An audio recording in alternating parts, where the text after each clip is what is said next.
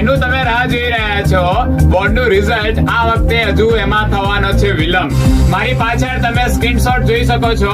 ગઈકાલના અમદાવાદના એક ન્યૂઝપેપરમાં આનું કટિંગ આવ્યું છે કે આ વખતે ધોરણ 10 અને 12 ની એક્ઝામ વહેલી લેવાઈ હતી, પરંતુ એનું રિઝલ્ટ આવવાનું છે મોડું. સર કેમ એવું? અલા ભાઈ, પેપર તો રેડી થઈ ગયા છે. જો સરકાર ચાહે તો કાલે જ જાહેરાત કરી શકે, પરંતુ આ 4મી તારીખે આખા ભારતમાં નીટની એક્ઝામ લેવાની છે. જો રિઝલ્ટ આપી દે તો છોકરાઓના માનસિકતા પર અસર થાય, એટલા માટે બોર્ડ હવે 4મી તારીખ પછી જ રિઝલ્ટ જાહેર કરશે એવું સ્પષ્ટ અહીં આગળ જણાવવામાં આવે છે.